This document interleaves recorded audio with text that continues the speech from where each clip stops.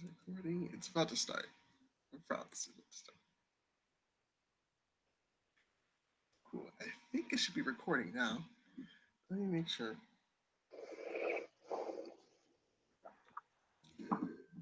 Perfect. There it is. Well, hey, good afternoon, Illinois Tech. My name is Desiree Jatan, and welcome to Career Conversations, a series of short conversations with Illinois Tech alumni to learn about their career journeys and gain advice on how students and new alumni can get a foot in the door in their industries. Today I'm talking with Tina Lekshmi Kanth, a 2019 graduate of Illinois Tech with a master's degree in data science. Tina, it's great seeing you. Again, it's been a long time. How are you doing today? I'm doing great, Desmond. Awesome. It's So, been Tina, great meeting you. yes, good, great seeing you too. So, Tina, can you tell me a bit about your experience at Illinois Tech? Maybe like what kind of student organizations or activities you were involved in? Sure. So, as Desmond introduced, I'm Tina, and I graduated in 2019 with an MS in data science. So, right now, I work as data engineer at Red Ventures. So, at Illinois Tech, I have been part of student associations and I've been a student worker in the career services. So, as part of student organizations, the major highlight I could say is that, like, I used to go to attend the conferences, and there were like two major takeaways from the conferences which has hugely shaped my outlook towards my career. One is I got a hang of like what's going on in the industry, and second is that I could connect with a lot of people. So we go meet them, and I have seen that how enthusiastic they are to talk to students and to answer any of our questions and get a LinkedIn connection. So That's these were the highlights. that's awesome, Tina. That was again, Tina. It's good seeing you. Tina was our fabulous um, SEAL or a student engagement and employer leader at Illinois Tech. So it's good seeing her again. But so Tina, tell me about like, your journey to find your current position at Red Ventures. Did you like do an internship while at Illinois Tech, or how did you find out about the company and the job? Yeah. So job hunt is has been a stressful journey for me, like most of us will go through, and it wasn't an easy patch. But I had like a great support system with me, and career services has really helped me with connecting to the alumni. So Desmond, you are the one who gets the swag for that. So slowly, because IIT Career Services have helped me to get linked to alumni. So I have like spoken to many of the alumni who could give me pointers like how to go through the resume, and there were like alumni who did spend time to go through my resumes as well and to help me tweak it and to present and highlight my skills. So I did an internship over summer and fall while I was in IIT doing my masters, and as well. Part of the data science curriculum is to do a practicum. So we did it with one of the industries there in Chicago, and that was a great experience as well. I would say that the internships and the practicum has increased my weightage of resume by at least 30%. I could see that like once you have an internship, you have two major advantages. First thing, you are getting exposure to the live floor of what's going on in the industry. Number two, in the interviews, you will have a lot to talk to. You have like many pointers to highlight your skills and abilities. So I would say that like internships would really help us to get us a full-time job. So my focus on the summer was to really get into an internship, and it doesn't matter what sort of internship it is. We have to get a real hands-on. That is the most important part of it. So uh, That's yeah. very So helpful. and and yeah, if I can talk about the conversion rates of my interview calls. Absolutely. For summer internship, I would have applied over like 150, if I remember the numbers correctly, but Wow. I'm sure it is pretty close. And I got uh, 5 to 7 first or second rounds, and Mhm. only one final call, which I got into for the internship. Wow. It was totally different for the full-time job. It was a continuous journey. From Jan, I graduated in May, but from Jan I was applying, but I got lot of interviews from really good companies. Mhm. So the conversion rate of application versus a call was pretty much high during a full-time job hunt, and it we should my learning is that we should take it as a journey, not purely on numbers, because even in a single call we have so much to learn with. So I have attended on-site interviews with big companies, and I got into Red Ventures. So if I could just go over quickly for my about my Red Ventures interview, I had like two phone interviews, one a technical and one with the director of our vertical, and then another on site with 5 rounds with three technical and two business rounds. Mhm. So the technical rounds can be was whiteboarding, and another round is going over my resume, and another was a lunch interview, which was like heavily technical together with conversation. So at Red Ventures, my how do they how the selection process work is that they get into a room and discuss our strengths and weaknesses of the candidate, and finally if we are in or not.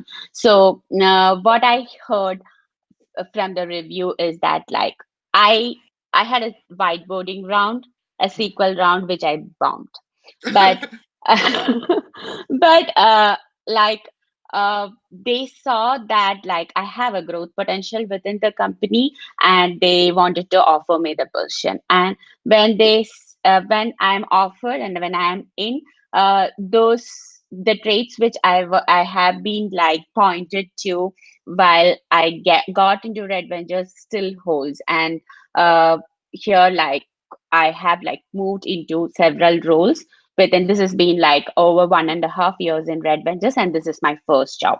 So in your first job you will be learning a lot, right? Which also means that you will be doing a lot of mistakes. So I have done a lot of mistakes and I have learned, and uh, that is the best part of uh, my career, that I have got the exposure to a very great tech stack.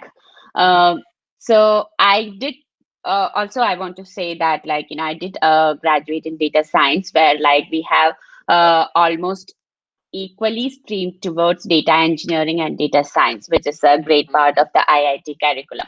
So, and data engineering was in 2019, and even now, data engineering is kind of a niche and much in demand in market. So, and we will be working very closely with data scientists as well. So, uh, my one pointer which I can give to future graduates is that like we have to go through the job description Mhm. much in depth, and because the titles are mostly based on companies, so different companies name the jobs and with different titles. So it would be good to go through that. And from an interview perspective, I would say that like just because we did not do well in one of the rounds doesn't mean that we wouldn't get that job. It is just the most my most important takeaways was that to keep your energy level up and keep your confidence up. And right now in industry, the industry is changing in a very fast pace, right? So every Mhm. day there is a new technology. So interviewing a candidate based on the expertise on one particular technology is not going to help the company in the future. Mhm. So this has been very much reflected in the interview process itself. So Okay. what they see is that like, can how did you do in your present job, and how you can translate these abilities towards the future, and how easily you can pick up with stuffs. So Mm, if okay. only we can prove ourselves that we are a quick learner and we have adapted to the situations quite rapidly, then we are already ahead in the game. That's very helpful. So just based on just that the answer, so it seems like flexibility and ability to learn new things is even sometimes even more important than whatever technology um, you might know in particular. But going with those skill sets or even those technology stacks, what do you see proliferating like your industry over the next couple of years, or what stack or what technical skill do you see not going away anytime soon? Yes, sure, that's a great question, because having said that, like our ability to learn and move fast really counts. It also means that like we should have like strong foundations, which is like equally rated. So in from the data science perspective of interviews, and with for data science and data engineering, I would say that SQL is very, very important. Most of the companies have either phone interviews with basic SQL question, or a screen shared coding environment, whether we should be coding in SQL or Python. But SQL is like very common, so it is must have. Okay. And also for data science, I have got a bunch of take home assignments.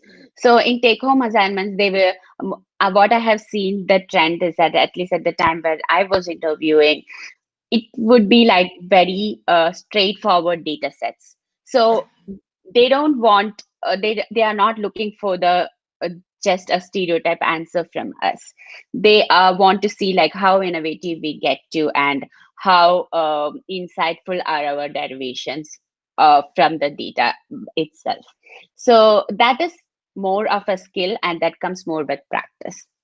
Mm, And regarding the in-person interview, with like I said, for adventures, if I have said that 5 rounds of interviews, yeah. some are technical, some are behavioral, but I have seen that not only for the red ventures, but any companies, together with the technical interview, the behavioral questions are like very, very important. Okay. So I would highly recommend us writing down our achievements, converting them into a star format, and uh, practice presenting it for ourselves, and fine tuning it before we get to an interview. The major advantage is that preparing for behavioral interviews once will help us to go through like all the interviews coming up. So it might be a bit longer effort uh, to put into, but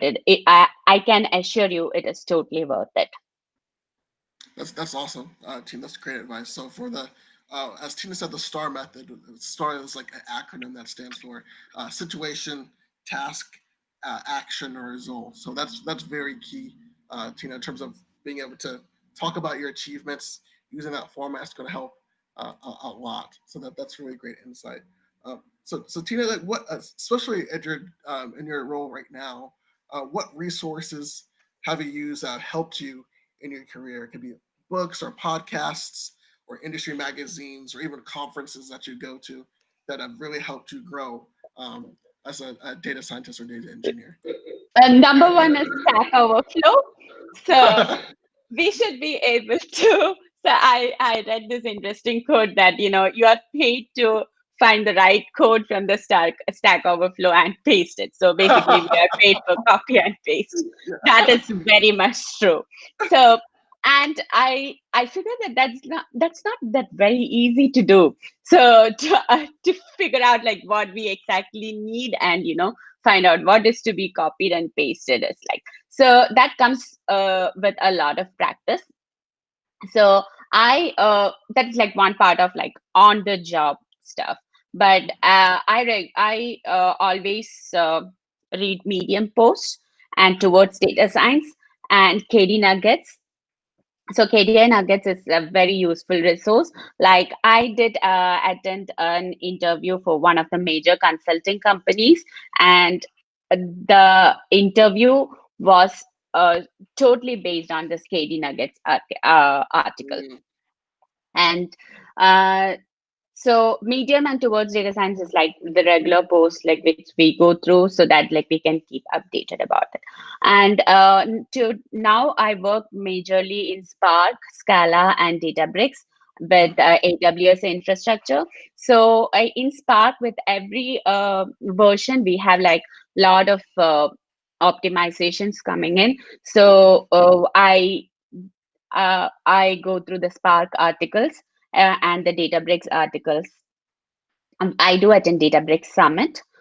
mhm. Um, yeah, that's how like I pretty much keep up with industry. And in our at our work, we have like every 2 weeks we have like L&D series. Like every data science or a data engineer will talk about like how he has approached a problem and what they are coming up with. So that kind of like helps. And also, since we are customers of Databricks, directly from Databricks, we get trainings on like how we can optimize our codes, and we can do code review with those with the engineers on their side so that they will help us. So Spark is like vast, so vast, so that we have like lot to learn. So what I learned so far is in this industry, you can never stop learning. And also when we get to work, and the major difference from school is that like we got to find resources to apply that to.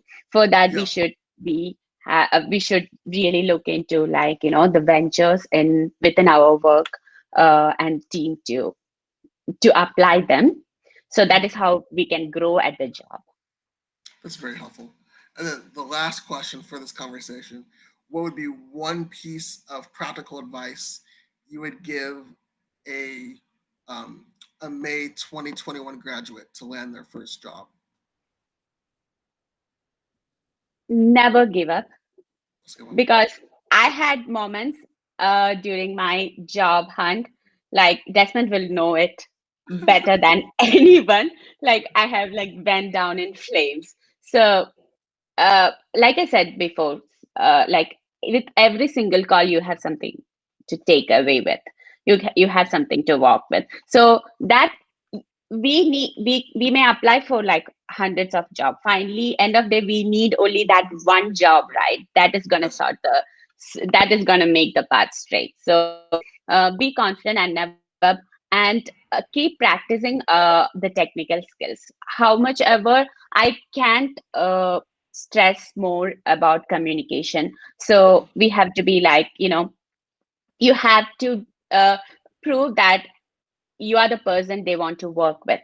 So Mhm. that is something like we always have to keep in mind. And technical skills, yeah, that is like how we have like gone through it. That's like very key.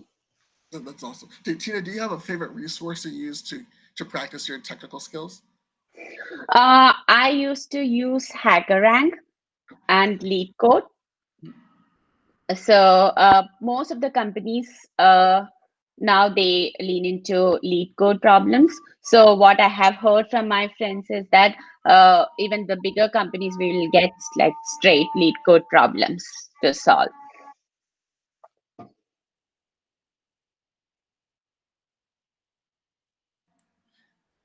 That's very helpful, Tina. Again, I want to community. I just want to thank Tina again, and thank you so much for watching this session of Career Conversations. We hope that you check out our future conversations. Again, have a great day. Thank you, Desmond. Thank you. I Great to feel see you, so Tina. proud to present IIT and talk to you, and wish every graduate good luck in their job hunt and future. Yeah.